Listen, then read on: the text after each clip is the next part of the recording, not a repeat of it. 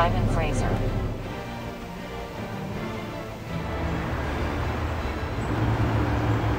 Oppan Gangnam Style. Gangnam Style. Oppan Gangnam Style. Throughout the day, people are on their phones constantly due to the always-on culture. As Flu and Smith explained, the always-on culture has been developed through the past years via the constant use of mobile phones.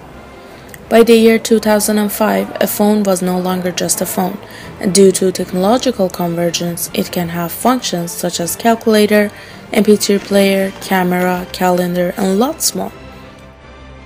Firstly, I use it for texting. Secondly, calling. Third, for entertainment. Media and mail and copy.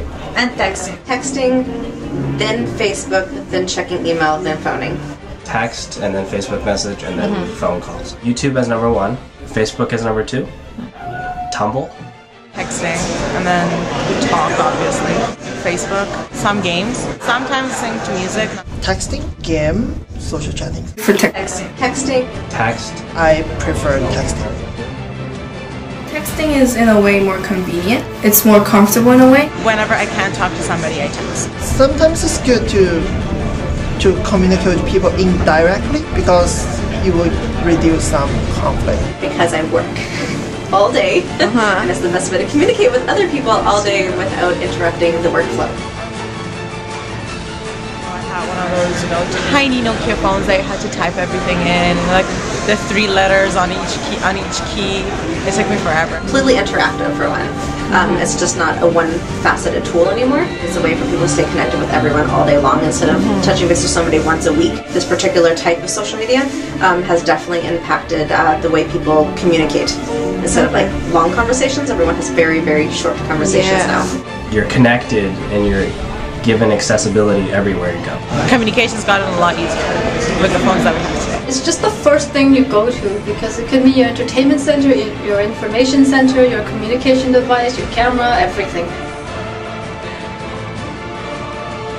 There's been many changes, especially in the last 10 years, where phones are no longer just phones, they're now pretty much handheld computers. A handheld mobile device is infinitely more than a telephone. The mobile phone came to be situated in particular social environments. There were demands on etiquette, on courtesy.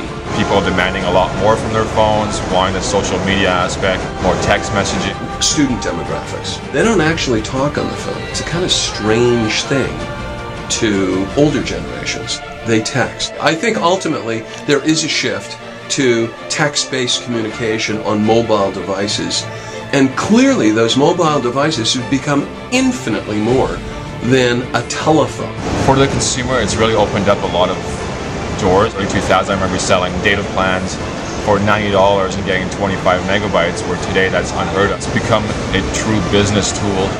A lot of businesses now use social media and the internet for their promotional and marketing, and now that can all be done on a handheld device. SFU has chosen an open source, a really bold and dynamic platform. How that platform is going to emerge, how it's going to be customized, what it will look like in the educational context is driven in no small measure by the student demand to have integration with their mobile devices. It truly is a computer in your hand. It's an office on the go with you.